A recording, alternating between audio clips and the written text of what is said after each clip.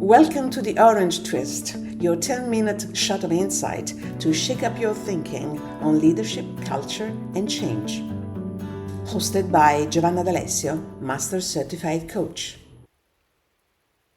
Episode 9: The Empty Chair and the Cost of Pretending. I once walked into a boardroom in the Netherlands to lead a leadership retreat. The room was sleek, high-ceilinged, polished, and at the head of the table an empty chair. No one had placed it there in advance, and no one mentioned it until I asked. "Whose chair is that?" I said. The CEO paused and then replied with a soft smile. "That chair is for the customer. We keep it empty on purpose." He went on to explain. In every major meeting, they imagine the customer in that seat, listening, observing, judging. And when tensions arise, they ask, what would she say? How would she feel? That empty chair is their constant reminder. It struck me how simple and how radical that gesture was. It was not theatrics, it was an anchor, a tether, a way to keep the company grounded in purpose, even amid distraction, pressure, or crisis. Because purpose is not a poster you hang. It's not a slogan that you recite. Purpose, when it lives, moves through decisions, conversations, and conflicts. You feel it, not mostly because of words, but because of how people act. Take Patagonia. For decades, they have positioned themselves not only as a clothing company, but as a steward of the planet. In 2022, they made headlines by giving away ownership of the company, not to an individual or a foundation, but to the earth itself. In their own words, Earth is now our only shareholder. Profits are now directed to protect nature and fight the environmental crisis. But even before that bold move, Patagonia had already been walking the talk, rejecting hypergrowth, repairing worn gear instead of pushing new purchases, and encouraging conscious consumption in a sector built on overproduction. This is purpose not as branding, but as operating system. And while it may seem like an outlier, Patagonia shows what becomes possible when purpose is not a constraint, but a compass. Not a statement, but a source of decisions. Yet, so many purpose statements exist only on paper. They are polished, aspirational, designed by the handful of leaders in an offsite. They read well on glass walls, but they rarely shape how work gets done. They become a veneer, not a source of guidance. Sometimes, purpose statements are deployed not to heal what's broken, but to disguise it. And when the gap between what's said and what's done widens, the consequences are real. Let me name some painful examples. Wells Fargo, for instance, claimed to help customers succeed financially, while employees were pressured to open millions of unauthorized accounts to hit sales targets. In many cases, customers didn't even know accounts were opened in their names. The financial penalties have been huge, but the damage to trust, culture, and brand is deeper. Over time, the disconnect between rhetoric and practice became a wound employees carried. Volkswagen is another case.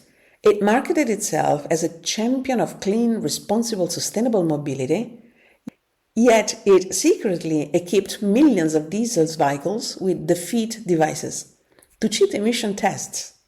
The emissions crisis became a massive betrayal of the trust that the brand had built.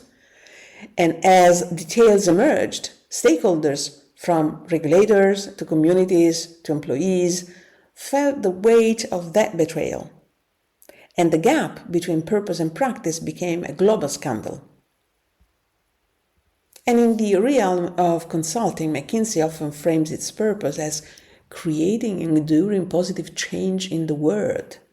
Yet, its involvement in the opioid crisis and work with authoritarian regimes show a clear disconnection between its stated purpose and its actions, revealing a purpose that functions more as a marketing tool than a moral compass. These are not just headline stories, they are cautionary tales, showing what happens when we claim purpose but fail to live it. When words and actions diverge, people inside the system feel it. It corrodes trust. It damages self-esteem. It forces moral compromise. Good people begin to silence themselves or leave. Some adapt, becoming complicit because surviving in the system becomes more pressing than challenging it. Disalignment is not benign. It wounds. It saps energy. It breeds cynicism. And over time, maintaining the facade can feel heavier than dismantling it. Yet, the possibility remains. Purpose can be reclaimed. It doesn't demand perfection, but courage. And this misalignment doesn't go unnoticed, especially by younger generations. They are entering the workforce, asking deeper questions.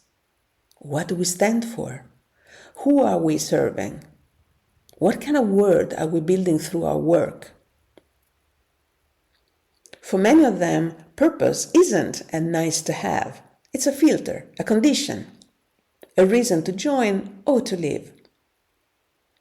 In today's war for talent, especially for values-driven and creative roles, a hollow purpose or a mismatch between words and actions doesn't just damage brand reputation, it repels the very people that you most need to attract. Young talent can smell the gap between the story and substance, and they won't wait around to see if it closes. You will know purpose is alive when, in moments of tension, someone says, "Wow, that doesn't feel right given who we say we are."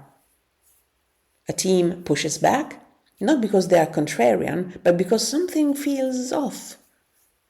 Or leaders talk about trade-offs, not to justify, but to wrestle. Is this consistent? Does this align? This is not naivete, it's the quiet discipline of aligning what we do with what we claim to stand for. To bring purpose back into the room, you can begin symbolically. At your next meeting, bring an empty chair. Not for decoration, but as a reminder. Assign that chair to someone who matters deeply. Your customer, a future team member, or the community that you impact, even the planet itself. And say out loud, this chair belongs to them. Let's invite their presence as we decide.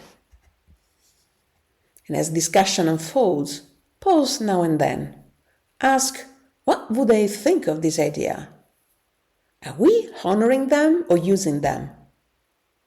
What act would they call us to? What are we pretending doesn't matter? Purpose isn't something that you write once. It's something that you return to, especially when it's costly, especially when it's inconvenient, especially when circumstances push against it. Because purpose isn't the story that you profess, it's the story that your actions tell. And so perhaps the deeper question is not what is our purpose, but if the purpose of your organization could speak, what would it call you out on today? If this episode stirs something in you, subscribe to The Orange Twist, your weekly shot of insight on leadership, culture, and change, served with a twist. So join me next time for another fresh pour of perspective.